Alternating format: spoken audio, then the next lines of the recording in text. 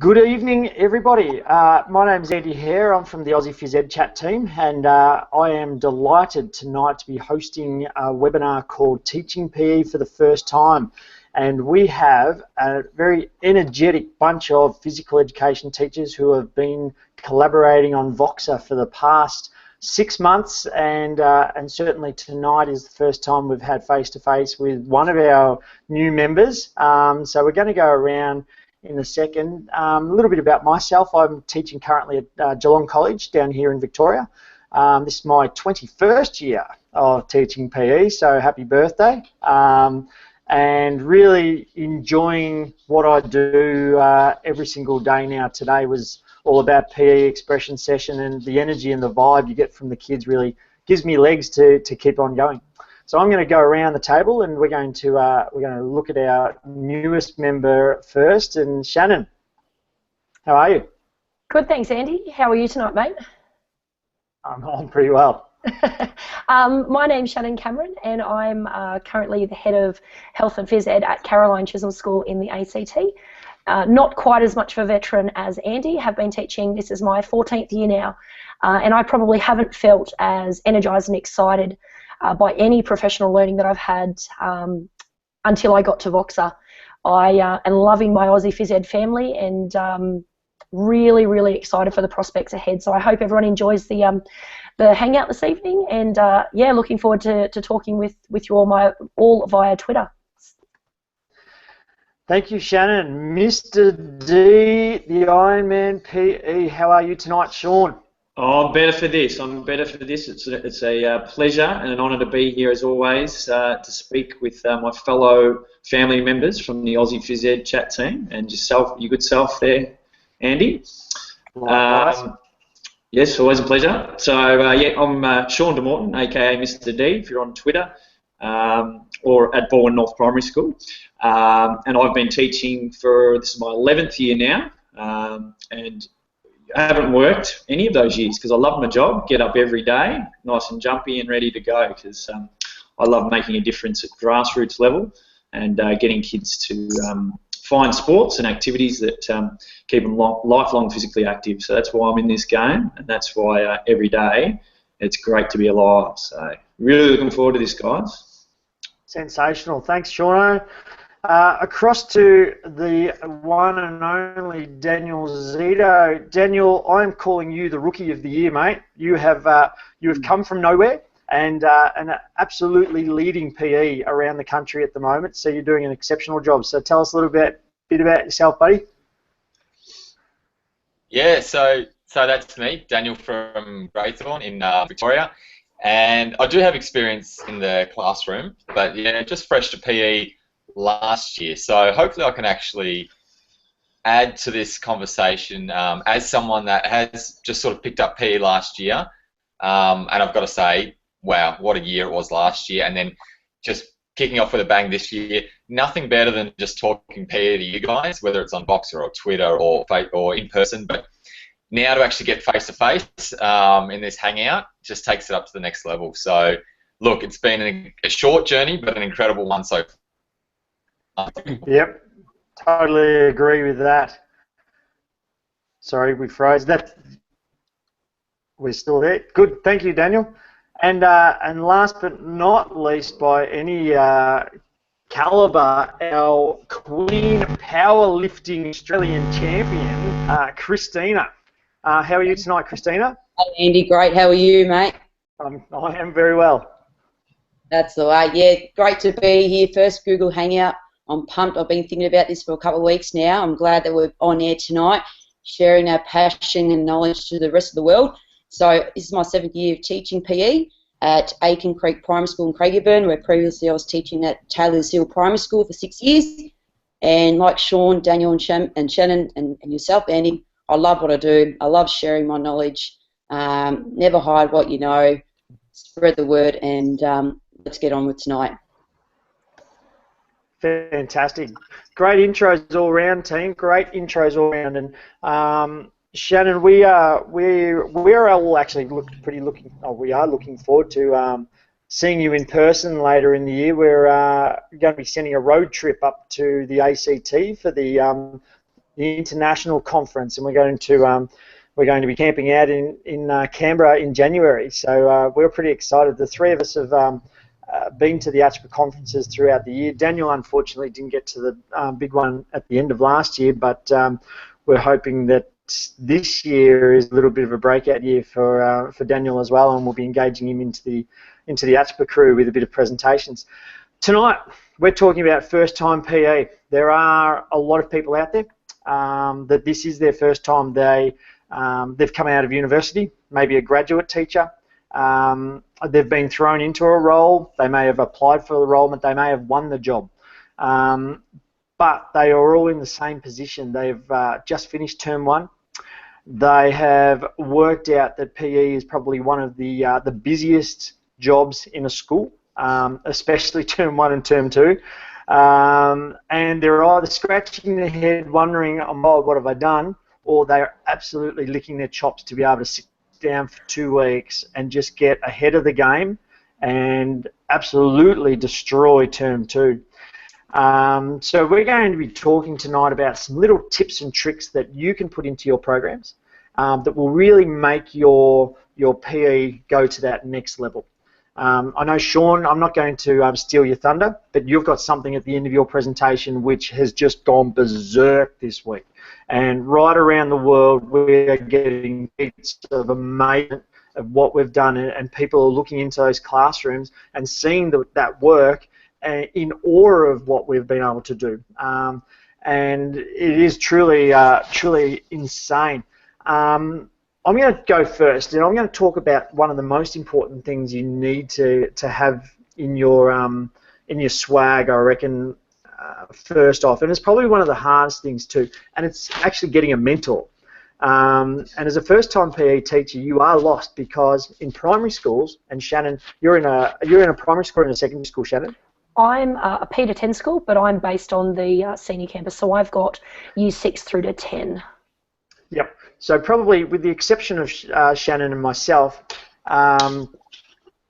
we sit in isolation. We get the keys to the gym, we get a key, and then we plan by ourselves, and we see the kids. And you can sit in a cocoon, which is fine, but you need to sort of develop that mentor relationship with somebody to be able to talk to.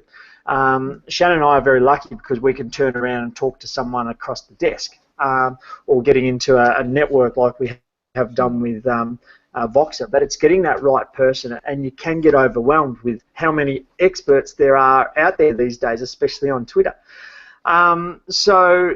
Quite simply, it's finding someone that you trust, finding someone that you admire, finding someone that you potentially, they have qualities that you want to develop and go towards and really foster in your own learning. For me, my mentor for the last couple of years has been Andy Vasily from China, and I feel very honoured that Andy has become one of my best mates, and he's able to talk to me logically, and when I'm high, well, not when I'm high, but when I'm on a high, he really embraces that and gets very excited for me. Tonight we just talked about Dude Perfect and how I've just finished my target gains unit, and the provocations around it was Dude Perfect, and how it connected with what he saw on Twitter today with all the challenges the kids put up. But when I'm low as well, he's someone that can really energize me and pick me back up and reset those the systems so I can get back into the game. And certainly at the start of this year with change, I was low for a few weeks because the change was quite different and certainly different to what I expected. For myself, I mentor 3 people closely. One of them sitting in the room tonight, Mr. De Morton, and we talk on a regular basis. We talk in the morning about how we've trained. We talk during the day about different things in PE, and also with School Sport Victoria. So we have very parallel jobs at the moment. And then we talk after school about how the day was and what we're doing for training tonight and tomorrow morning. So we share a very, very common life there with Ironman, SSV and PE. I also mentor a guy called Evan Godsif who works in Korea, and I met Evan last year in Seattle. at a sandwich shop actually at the conference over there, and we got talking, and then he moved to Korea, and I do a lot of work with Evan.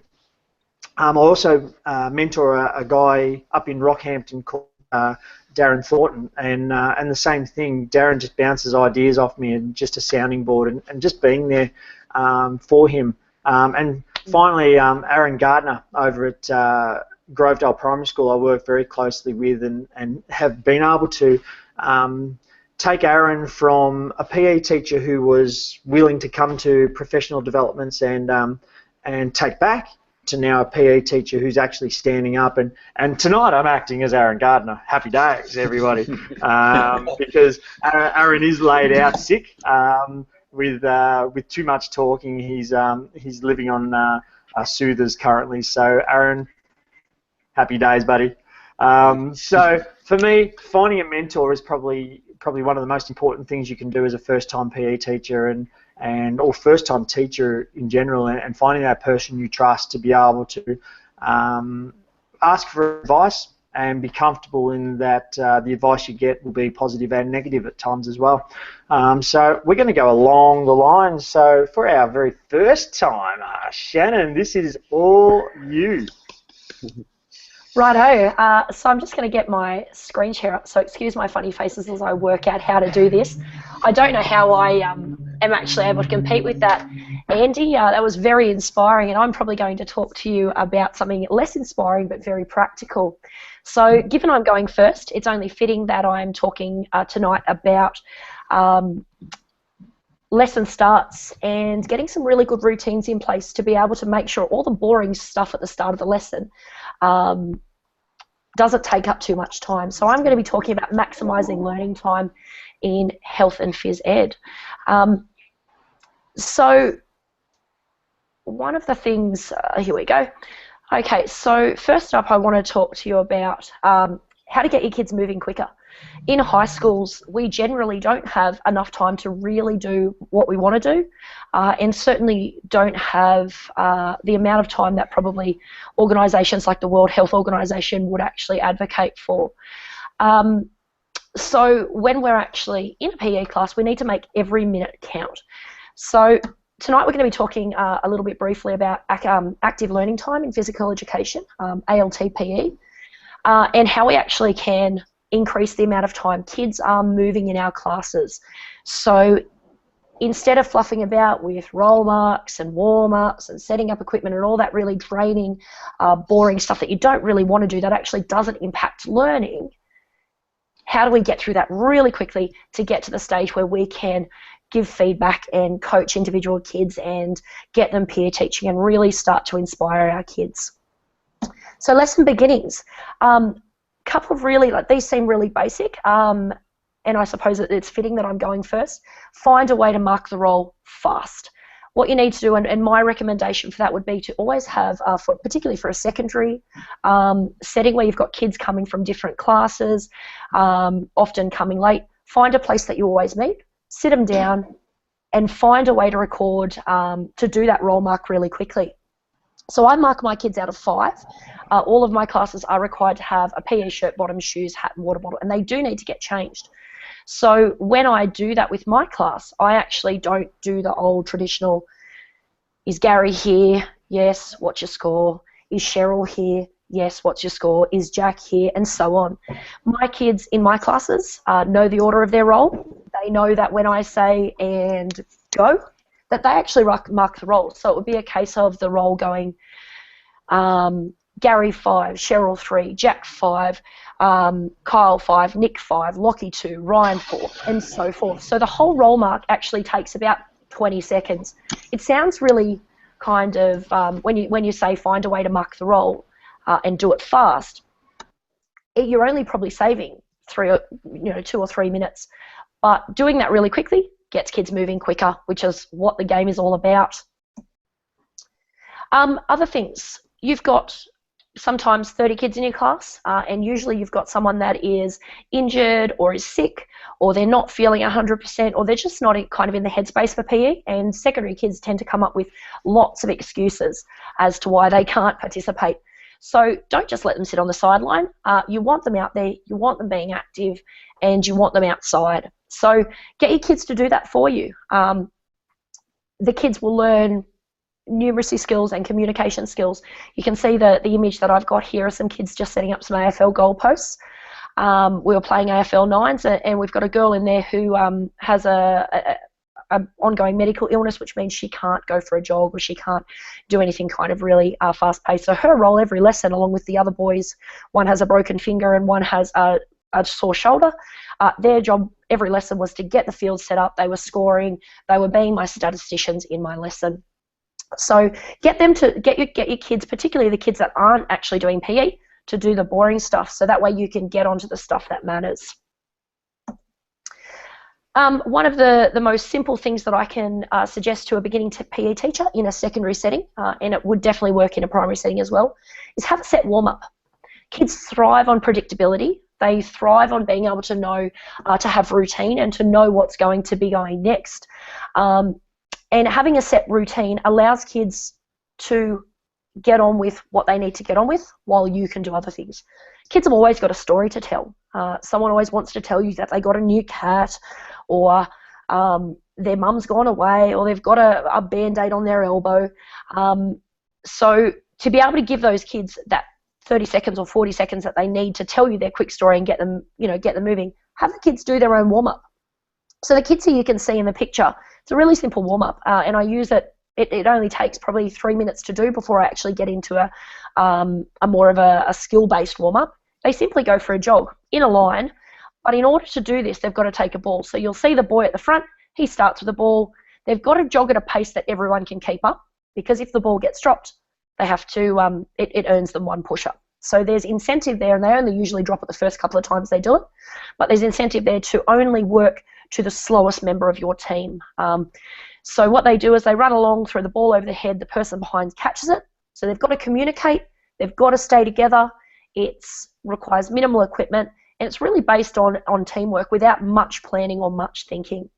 Once the girl at the end gets that ball in her hands, she's going to sprint to the front of the line, slow the line down again, and the game starts again. So these guys, we were doing AFL 9s, they simply went for a jog up and around the goalposts, and when they come up, they have a set dynamic warm-up. So every lesson for AFL 9s, they would do a lap up and around the goalposts. They'll do some squats, some lunges, so a dynamic warm-up, squats, lunges, drinking bird, back twists, and leg swings. They'll then go again, they'll do another lap, and so forth until all the equipment's set up. So it means that kids aren't waiting. Often you see kids in beginning teacher's PE lessons, and they're sitting around waiting while the teacher sets up this drill. Let's get them moving.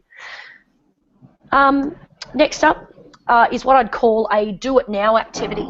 So this is another example of a set warm up, and this is one, if you've got a group of kids that are a bit ratty or a bit slow to start in a change room, it's a way to get them out of the change room really quickly. So once you've marked your role, what you do is you've got, as you can see, there are only 2 examples, but I might have 50 different cards with all different activities. The kids then go in, get changed. As soon as they're out of the change room, they pick up a card and do the activity. What it means is that as soon as they're ready, they're active, they're moving. For every activity they do, they get 1 point for that lesson. And when they get to 5 points, whether it be in one lesson or over 5 lessons, they earn some house points, which at my school we've got an amazing house culture and positive school spirit as linked to the house system. It's not only linking to sport, but they would earn house points for this. So that's another way to have a set warm-up. And the other activity is another simple jogging activity where you just get them to go for a jog as a bunch of grapes. All that does is keeps your kids active, moving, and busy, so they haven't got time to mess about. So I suppose to wrap up, the biggest messages that I would give to a new teacher is to, and you heard Andy talk about being inspired, finding a mentor, and you're going to hear some amazing things from Christina, Shauno, and Daniel. But in terms of the boring stuff in PE, do it quickly, do it efficiently, and let's get those kids moving as quick as we can. Thanks, Andy. Back to you. Shannon, that was sensational. And I'm sitting here thinking about my year sevens, and this is the first year that I've taught year sevens, and I'm sitting there thinking about how they come into the gym, and I've got one group that's sensational and one group that are really just off the rails at the moment. All right, cool. I can actually have those in because structure really benefits the whole process there. So well done, great work. All right, Shauno, Ironman, dazzle us, buddy, dazzle us. All right, well done, Shannon. Fantastic, some great ideas there that I can certainly lift out, and I'm sure we can all use, and certainly first-year teachers. Very lucky to get some PD here tonight. So maybe just before I get into my big screen fun, I just thought I would share maybe just a few pearls of wisdom, I suppose. I've always thought as the phys ed and sport coordinator job as a hurdles race. So there's always one hurdle and then another one closely followed behind. So probably the thing that really helped me in my first year was to get people from the year levels to help you. So if you've not only inherited the PE program, but you've also got the inter-school sport program, I'd certainly be getting someone to help you, a classroom teacher from the year 5-6 area who has actually done that before or been involved in the program. Any help that you can get, even the assistant principal, just to avoid any unnecessary mistakes that perhaps some other people have made. I know I certainly model mistake making. I do it regularly, and you learn from them. But I will get into my presentation, so a bit like Shannon, I'll do my best here to share my screen. So I've got my presentation here, and I'll get to the top there, and it is called Big Screen Fun. So with the idea behind Big Screen Fun is that it is a bit like Shannon said, there is no waiting around. Kids are not robots, so they don't all come in at the same speed. They don't come in with the same enthusiasm. And they might have had an issue at lunchtime, so they do trickle into your hall. So this allows an automatic activity to be up on your screen, Apple TV or projector, if you're lucky enough to have one of those, or even in a classroom situation, to engage and be really innovative in your physical education classroom. So I'll give you a few examples. Now, Just Dance, and I think we all should just bow our heads for a moment because I did go online today and notice that the average Asian dude has stopped making these movies, which is deeply devastating. I actually got a lump in my throat and had a little cry. But there will be more, but I've actually got some of these, so just give me an email. But basically I'll give you the kids basically copy these in groups of 4. They love this. So there's a bit of One Direction, and the next move down the right hand side there, and they just copy as you go. Now I know that some people in this chat have even gone a step further and made this into a bit of a dance unit where kids will copy and then make up their own dances and then have a concert. So that could actually be your unit of dance. I know I've used these at school concerts. I've used them in wet weather conditions. So school discos, because I'm Disco D as well as Mr. D at school, and they always go down smooth. And even though you put Barbie Girl on and the kids and the boys say no, they actually secretly love it. So now we've got here Adventure to Fitness. This is another little gem on. These are all on YouTube. Now I did get a pretty bad example here, but basically Mr. Mark here, he goes to different locations around the world and visits China, he goes to Tasmania, he goes to Europe, goes back to the Greek Olympics, and basically they copy exactly what he does on the screen. So there are teasers on YouTube, but there are also full subscriptions that you can have, where the classroom teachers can actually share these with their kids, and they can have some educational classroom value, which is what we're all about.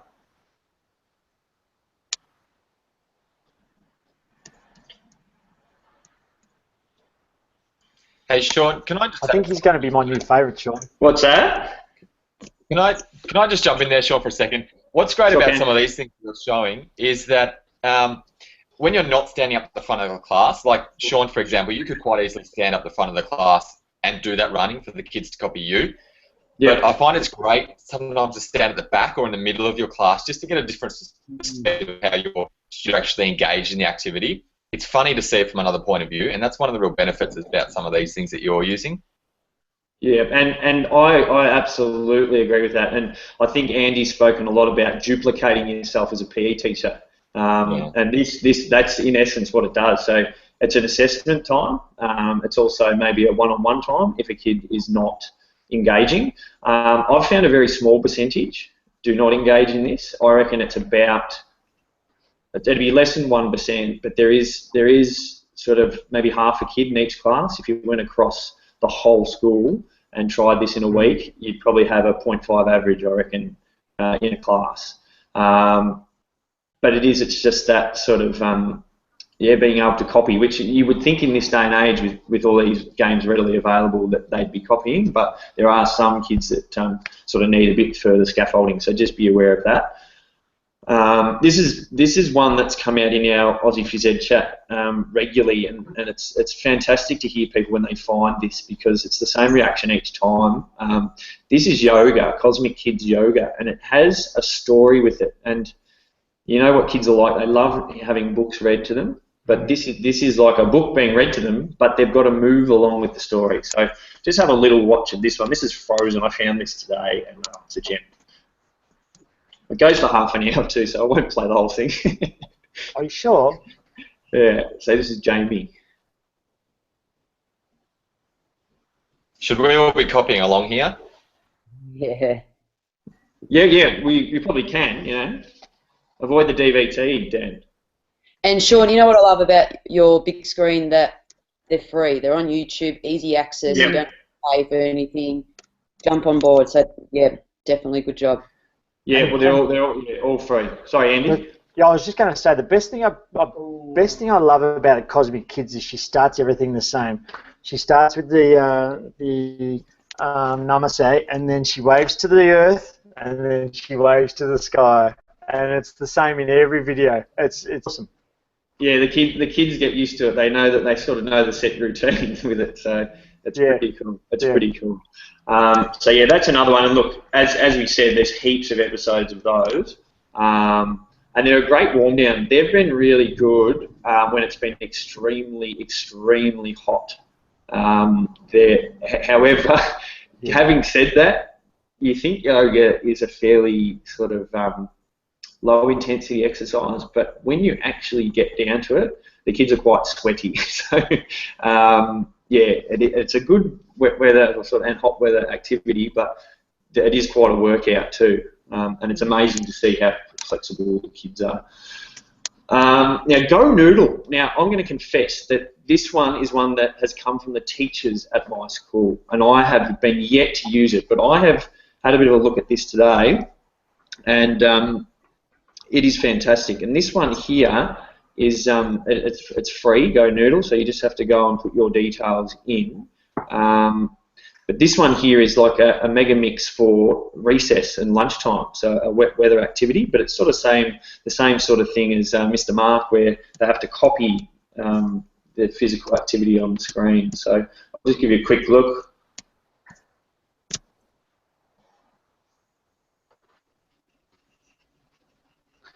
So, Frank.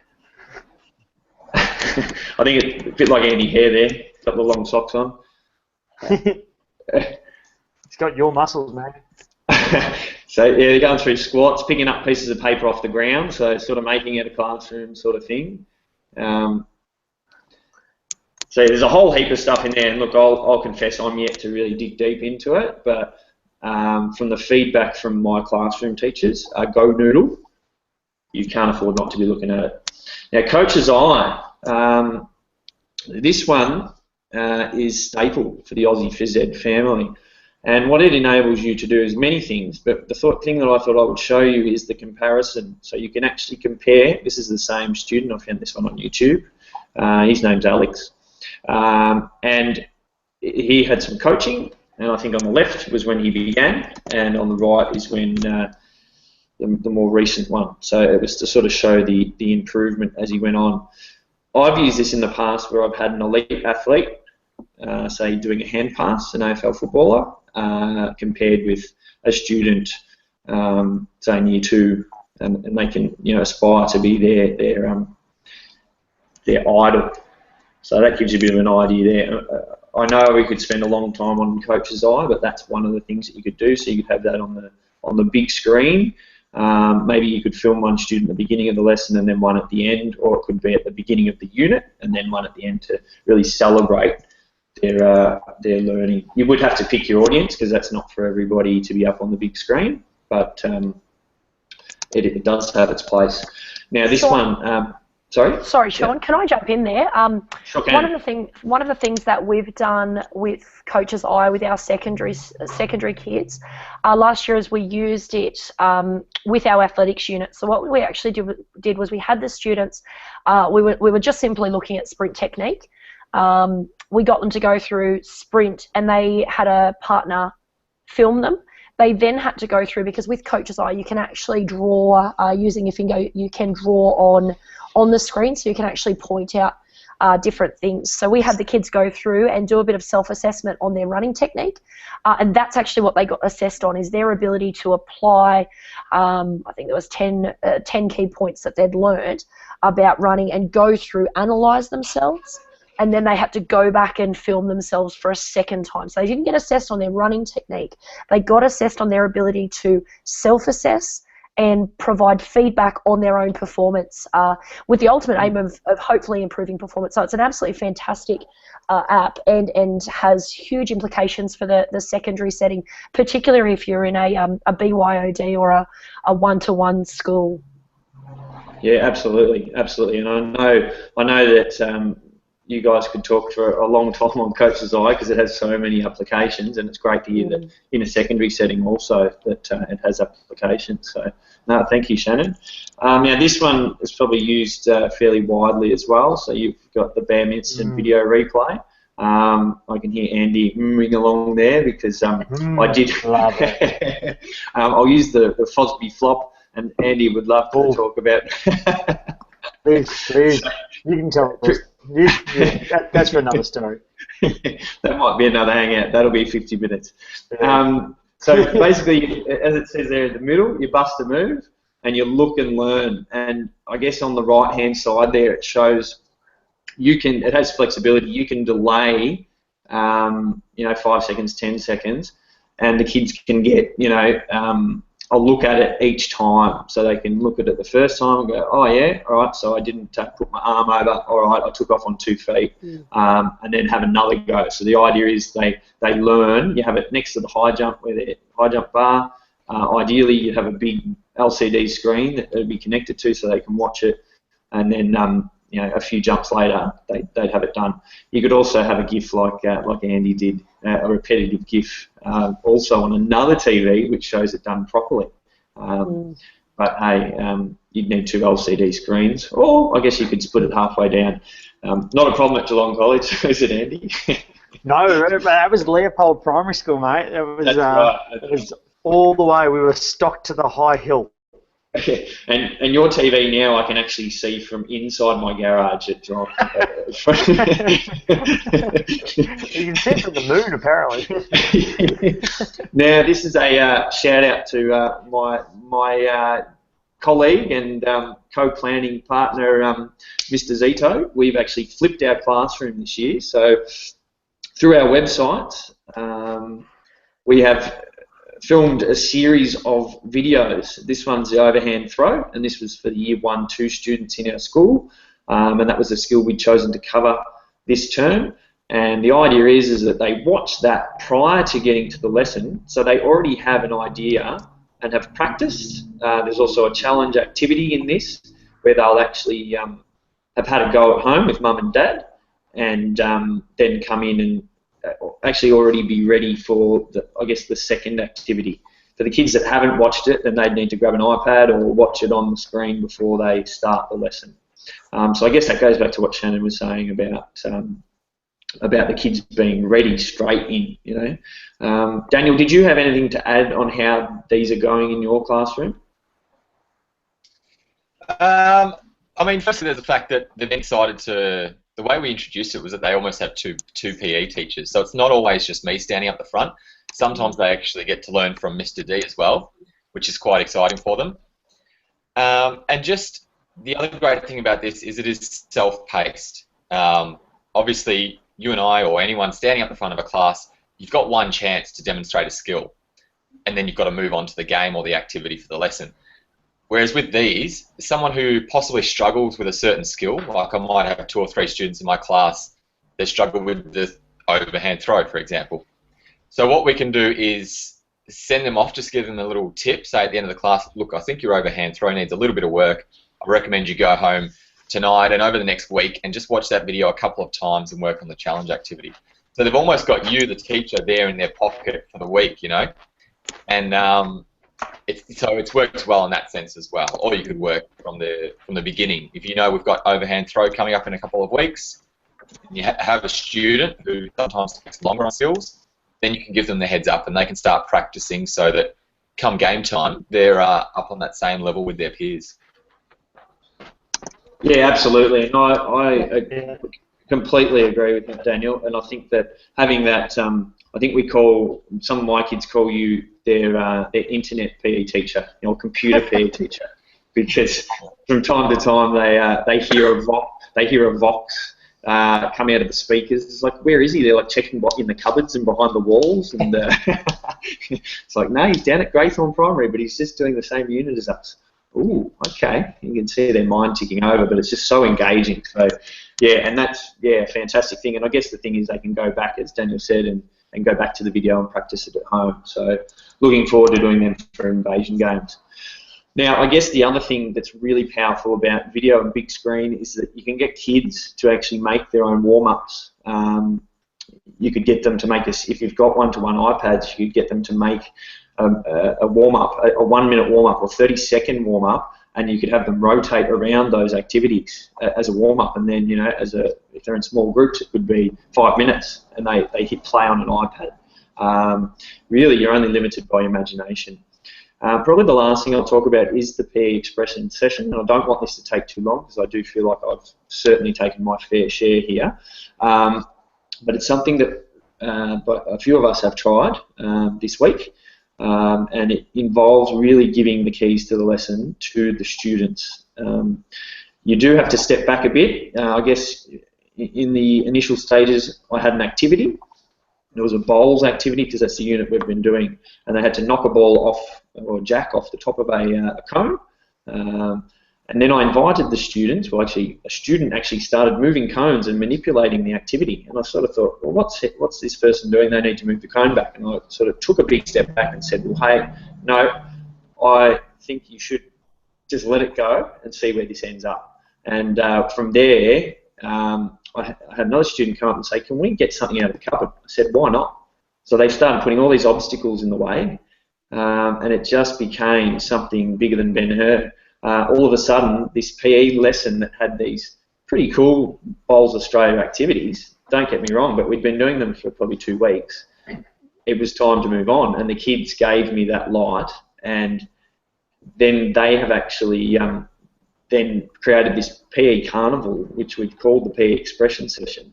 The best part is then the teacher goes around, tries them all. They must have success criteria as well. That was something that I added in. So they must have a learning intention, which is borrowed from your learning intention of the lesson, which has stayed pretty consistent, bowling low and slow with accuracy in bowls. And then they needed to come up with the success criteria. We then invited 2 students to stay at the activity, and then the rest of them would go around and trial other activities, and that's where it got cool. Because it was just all student-led learning. We then swapped it over at the end, and we had, and I know Christina and Andy and Daniel, you've all had amazing feedback from this, that, you know, kids saying this is the best lesson I've ever had in my schooling, not just PE, but in their entire schooling experience. And I just thought, wow, and I'm not even up the front teaching you. Like, I give you the parameters, but it's yours.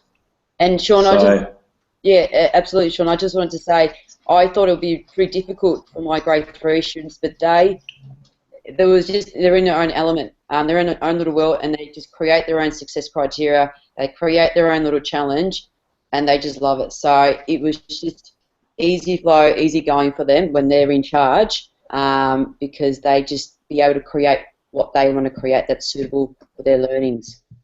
absolutely. And success criteria is ways that you can be successful. I'll know I'll be successful when, and I made it really easy by making a template of a series of I can statements. And that whole learning intention, success criteria, and challenge activity all comes from the A Squared Phys Ed, which is a product of the great work of Mr. Hare. And Azat, who's not here with us, he's soothing himself tonight with a sore throat, I think. So They're in spirit. so that is it from There it is. Someone put the crown on him. Sean, I just want to jump in there, and I think one of the things that's really important with the PE expression session is the opportunity to give kids a chance to be creative, to take risk and make mistakes. Absolutely. And I think that's really, really exciting in terms of taking, taking kids to the next level of learning. It's about allowing them to and encourage them to take a positive risk. And it also links really, the PE expression session links really nicely, and for those New South Wales and ACT teachers out there, with the quality teaching framework. So we talk about student direction, and we know that students are more engaged learners when they have ownership over their learning. So for kids to be able to, for you to trust your kids and for them to be in such a safe environment that they can go, do you know what, I'm going to have a crack at making some, random obstacle course to try out this and know that it's okay if it doesn't work, is really powerful. And you're flipping the classroom on its head. So well done, guys. I'm been following along on Twitter, going nuts for the hashtag PE expression sessions. So for all you new teachers out there, get on it. Yeah, well, thanks, Shannon.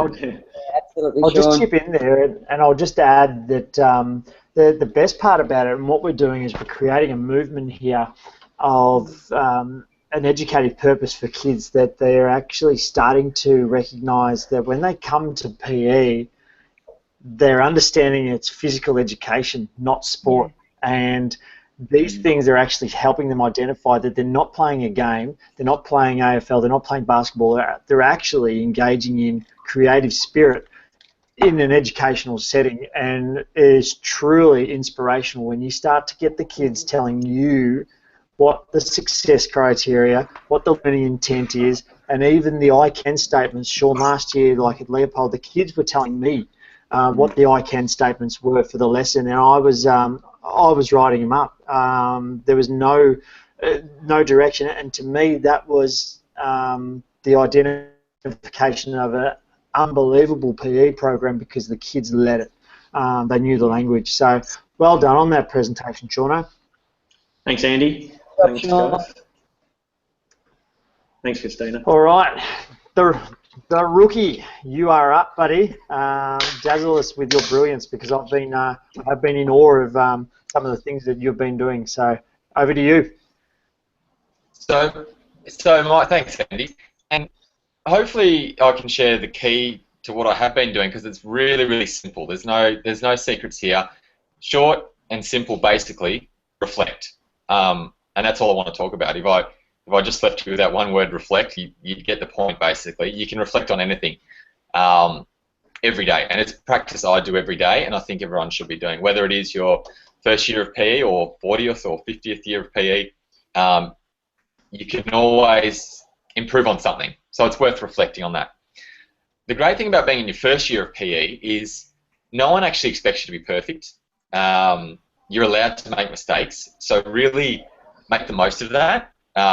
Do it. Make the mistakes, because those mistakes, we tell the kids all the time that you're allowed to make mistakes, you learn from it, but we need to actually understand that ourselves. So those mistakes, they are your ammo. They're your building blocks for the massive building that you're going to create. So what I'm going to talk about briefly is what sort of things you can reflect on, what's worthwhile reflecting on, and how you can do that. So If you're not doing it, you can be reflecting on sports days, the organisation.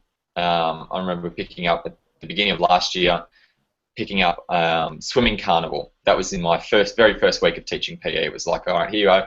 You're the PE teacher, but you're also the sports coordinator. We've booked a session for you in the first week.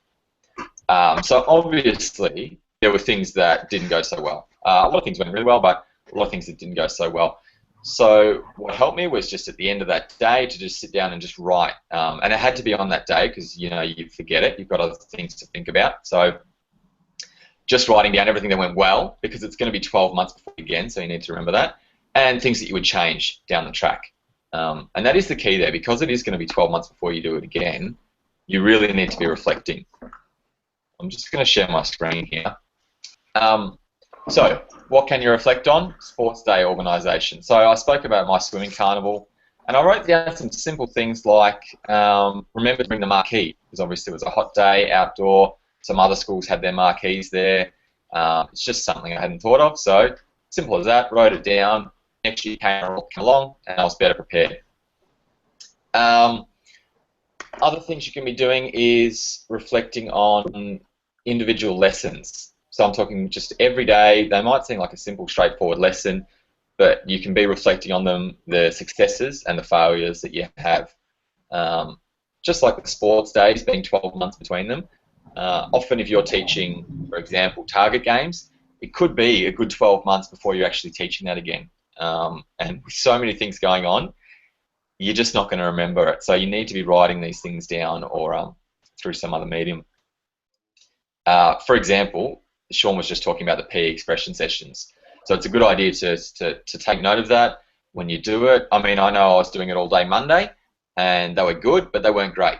So, you know, I reflected, wrote down what I would like to keep for the following day and what I actually want to change for the following day. And judging by student feedback, they would greatly improve those lessons. Another thing is strategies for individual students. So you're going to have, like has been said already in this presentation, a wide range of students. And I just found today, for example, had a boy, I'll call him James. That wasn't his real name, but I'll call him James, who is often quite disengaged, and I'm still toying with different ways to engage him in PE. And I had an opportunity today to actually give him a separate activity. So I had a whole class working in one section of the gym and had a little quiet area where he could be practicing the same skill, but on his own, without the pressure of having other students around him. And it just worked really well. And it's taken me quite a few months to actually work this out. But today, I just went, aha, that was it. I've figured that guy out now. So I just went straight away and wrote that down. So that next week comes around, and that's written there in my planner for how to best meet his needs. So those are some of the things you can be reflecting on, but like I said, absolutely anything. It's just got to be regular, because you're going to find this is just going to be gold. Your best teacher is going to be yourself, basically. And then there's the how. So this is, I mean, personal preference. I'm sure you've got a lot of experience in what works best for you, but I just thought I'd throw out a few of the ways I do it. I use Evernote a lot. Which if you haven't used it, download it. It's amazing.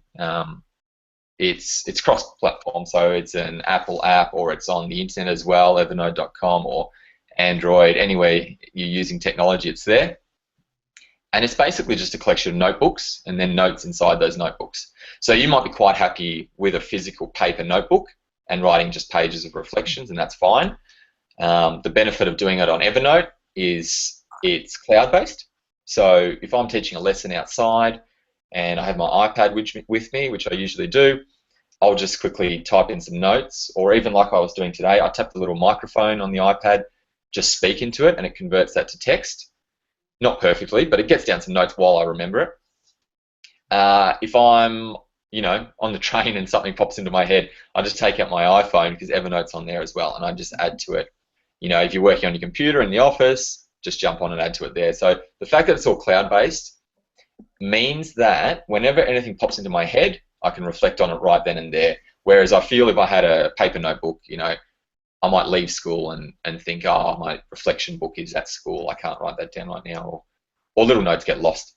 Another thing which is a real authentic way of reflecting is by writing your own blog. You know, you might end up with a blog that has an audience out there on the internet and people reading it regularly, or it could actually just be for yourself. But I just find it's a good way of forcing yourself to write in-depth reflections. Because if you're writing with the thought in the back of your mind that someone else might actually be reading it, you want to write it a little bit clearer, but that fleshes it out in your own mind about what you're really reflecting on and what details are important to remember and pass on. So I use Weebly.com, but there's, you know, WordPress, Blogger.com, all sorts of platforms. So setting up a blog, even if you believe that no one's ever going to read it, might be a nice way to reflect as well. And then the other one is to have discussions with peers. This kind of possibly goes back to what Andy was saying about having a mentor. Could be a mentor, could be another first-year teacher, as long as you're discussing with peers. But I just find it goes up a level when it's recorded. So I'm talking about possibly the Voxer app here, or it could be something else. For the same reasons that blogging is good, something like Voxer is great because you're having to voice it to someone else and give it a bit of meaning. So if you were in Australia, the Aussie Phys Ed Voxer, give a little plug there, that might be a good place to join if you wanted to get in touch with any of us. But thank you very much. But from around the world, there's a few geniuses out there that have created voxerpe.com, and that's just a website where you can go to find other groups of like-minded people that can chat about a subject. I should say, by the way, if you download the Voxer app, if you haven't seen it already, it's basically a walkie-talkie for voice messages, and you can set up group chats. So, as well as Aussie Phys Ed, I often tune into another group that's all about large group PE, and that's just all Phys Ed teachers that are in situations where they teach large groups of students, like 60, 70, 80 students at once. So we can talk very specifically about strategies there. So that's another way to reflect. But again, it's whatever works for you. Reflect on anything and everything, because you'll find that you're going to make so many great mistakes, and they are good things, and each one you make is just going to take you up to the next level. So, Andy, I guess that kind of takes us full circle back to your mentoring idea. So I'll hand back over to you. Can I comment? I always want to put Good on you, my mate. Yeah, Shannon, go in there. Just for beginning teachers, don't forget, and I'm going to say you guys because hopefully you're out there watching, beginning teachers, don't forget you need to collect evidence against your against the ATEL standards. So standard 3.6, evaluate and improve teaching programs. Potentially, and I think this is fantastic, Danielle, I'm going to take this back to a few beginning teachers on my team. Creating a blog could be a really great way to actually gather evidence in a real way against those standards and share that with colleagues rather than using a good old folder, potentially even starting a blog and collecting evidence that way would be a really great way to do that and connect with other educators as well. So I'm going to take that one back to school tomorrow and have a chat with a few of my team about the potential for that. Thank you. Yeah, no, that was very insightful and certainly something that everyone can use. I started blogging about 5 years ago, and it was very slow. But then I started to get traction when I got a couple of comments, and so it excited me. But then I shut it down because, I didn't shut it down, but I really changed tact on it because I found that it wasn't that I was looking for. It was the kids at school, and it went from it went from 10 views a day to 300-400 views a day, and then I think last year my website hit 75,000 views, which you were like, where are these 75,000 people? And a lot of them are kids because there's a lot of interactive stuff in there. So yeah, great work there. Sorry, really just enjoyed that one thing. That was a bit I was going to add in there microblogging as well, otherwise known as Twitter. I know that's blogging, but a lot quicker and faster. You don't have to sit down and write a whole page. Just write a sentence and send it out there. Sorry, Sean, you were going to say something? Yeah. No, I just think that those two mediums, like the Twitter and the Voxer. I mean, I've only been in the game a short time. Twitter was a reflective tool and a celebrative tool. I'm pretty sure I said that wrong. That I've only been in a short time, which then got me onto Voxer. I met Andy, got onto Voxer, and then this whole group has grown so quickly, and every day we reflect together.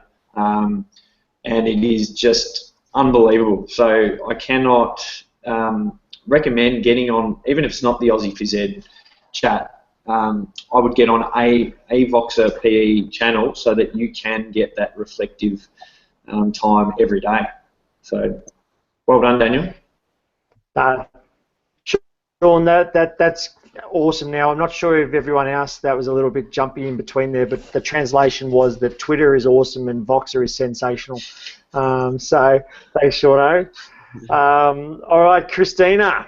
You have been there smiling away, and we are super excited to hear from you. All right, thank you very much. Cheers. Where am I? Okay. Yeah, so I'm here to talk about more of the off-field stuff that happens in your PE lessons, and I'm going to talk to you guys about. Let's just get my screen happening. About our gym storage and your whiteboard. So again, it's more the off-field situations in your PE lessons, but I reckon it's probably one of the most important things when you're starting out as a new PE teacher or experienced PE teacher, whether you move schools or so on. So we're going to quickly talk about understand how to store your equipment safely and to make your workplace nice and safe.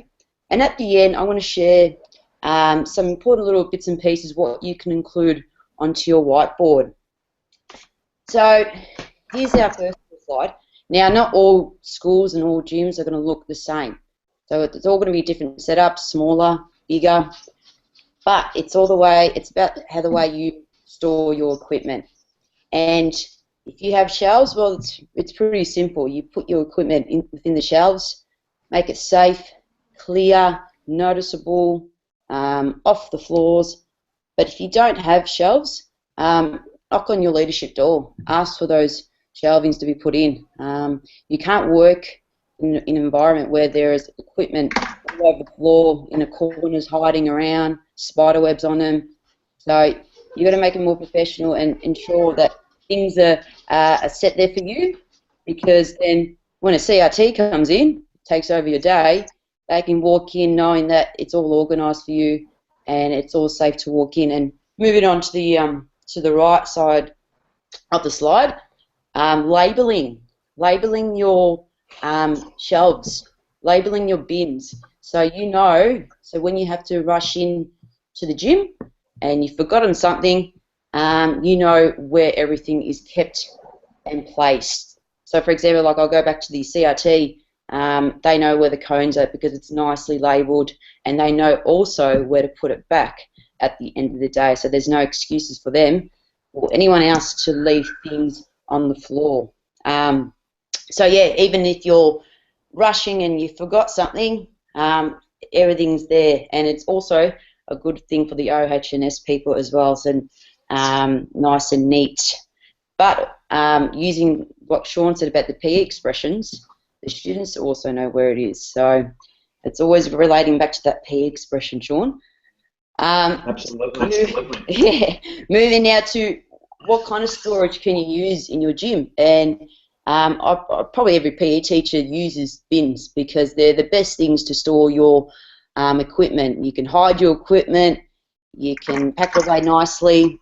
When you're heading outside, whether it just be an indoor, outdoor session, pack your equipment for the day, whether it be hockey sticks, basketballs, footies, anything.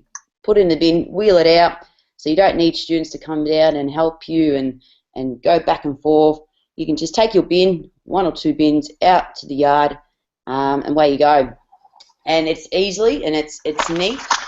And in case you haven't heard, I do like my gym store to be nice and neat as well. So the middle photo is what I used back in my old school, and we'll be using this next term, introducing some sports equipment bins for outside. because when you're in a larger school or any size school, it's pretty hard to manage what goes in and out of your storeroom, especially when it's snack and lunch time. So what I did is I ordered 4 different coloured bins, so blue, yellow, green and red, and allocated these bins for different areas. So then the students knew if they wanted to play with equipment, they had to go to an area and play, for example, with the basketballs on the basketball courts. And they knew that they weren't allowed to take those basketballs onto the oval. So once the bell had rung, then they placed the basketballs back into the blue bin, and the way they go back to class. And the bin's clearly labelled, and it's got pictures as well, so they know what it looks like. So there's no excuses in that way, and you can get even your house captains or sports captains to wheel them out and wheel them back in once the day is over. And if you see students not respecting that, then sometimes you might have to take it out and just remind them that we want to respect our equipment and look after our equipment. So this has worked a real treat, using the bins during snack time. And again, just more bins onto my right-hand side of the screen. Next one, if you don't have bins and you think, what else can I use? Well, trolleys. 4-wheeler trolleys, really light. Again, you can stack all your balls, any types of equipment, whatever you need on the day, then drag it out, wheel it out wherever you need it, and it's happy days. So there's a plug for you, Azza. It's happy days. And moving on, if your trolleys are full, your bins are full, what else can you use? Well, these little orange and grey buckets, they're like a bit of an esky, like an ice cooler. They're very floppy, light, and you need a place to put your tennis rackets because you're going outside. You don't want your students to carry a tennis racket because you don't want them to swing when you're walking out. So pop them in. You can pop your tennis balls in there. Get a couple of students who are responsible to carry each handle, and out you go. And there's always backup. So if you don't think, I don't have trolleys or bins, well, there's always another way that you can take your equipment and store your equipment once you're done. Now moving on to some of the loose equipment that get a bit annoying. The hoops and skipping rope always come into my mind, and a simple task to do is hook them up. Place your hoops, hook so they're not on the floor, so you don't kick them around once you walk in. Nice and tidy. And then the skipping ropes as well, they can be painful if you just pop them in your shelvings. It's the last thing when you want to happen when you do your skipping unit or jump rope for heart, and you take out your ropes and they're tangled. So easy hooks. You can do it yourself or ask someone within the school to pop some hooks on the wall, and again, it's very, very easy access. Now, just quickly, finally, I'm going to share a whiteboard that I use in my day-to-day teaching, and I believe whiteboards set the tone for the students when they walk into your gym. And I also talk about if you don't have access to a whiteboard and you're outside all day. So, like I said, they set the tone. They come in, they have a look at what they're learning and what they're expected to learn. And with your learning intentions on the left-hand side, what are we learning, why we learn it, how will we know when we've learnt it. So for each year level, write it down nice and clear, even for the preps, for the ones, even though they aren't able to maybe read it all, but you might put some visuals on it. So you might put some pictures on it so they can see and they can make that connection that, hey, we might be doing some underarm throwing because I can see ball, a tennis ball, and someone using their arm to throw the ball. Moving on to the success criteria. Not only is that important information for us teachers, but it is important for students to understand what they need to achieve within that skill, not just within the lesson, but over the unit or the few weeks that you're teaching the skill. Yeah, house points, you can't go wrong with house points. Like Shannon mentioned about her school, they've got a great culture down there. Well, likewise here, the students love competing, very friendly competition, and I love seeing how their house is going that week. The bottom is a little whistle, and this might seem, oh, that's really simple, but it's so useful and effective because the whistle's so powerful for PE teachers. Without a whistle, then we're going to struggle. So that whistle is a reminder for all students coming down into the gym that you hear that whistle, you know what it means. And sometimes this happens a lot, that they hear a whistle, but they choose to ignore it, or they are so deep in focusing on what they're doing is they forget. So that just a reminder, stop, look and listen when you hear the whistle, and then you know something's going on. The safety hat on the top right hand of the screen is a really important one, which is taken off really well. So depending on what you're doing, they're just small reminders for the students. So watch where you're going, eyes forward, have fun. And I always say to my kids, make sure you got your safety hats on and switch on your PE brains on as well. So that's what I do. But if you don't have that access, that luxury to a whiteboard and to an indoor gym, what can you do? Well, get some bins, and when you go outside onto the oval, stick on some A3 posters, write down your learning intention, write down what you're doing today, so you can refer to it throughout the lesson, so students can then refer to the lesson, because I can guarantee they will forget what you said at the start. If they've got something visual and they can see what's happening, what they're expected to do, there's more chance that they will succeed your success criteria that you want them to learn at the end of the unit, at the end of the lesson. So, yeah, like I said, mine was more the off-field, but that's what I wanted to share with new teachers and experienced teachers as well, that at the end of the day, it's your storeroom, it's your school storeroom, but it's also your workplace, and you want to keep it safe, and you also want to keep everything, again, nice and neat, but most importantly, enjoyable, that you want to head to work knowing that everything is in place, and your whiteboard or your bins with the A3 posters are all organised and ready for the students to attend.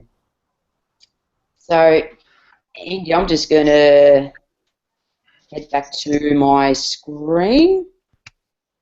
Right. There we are.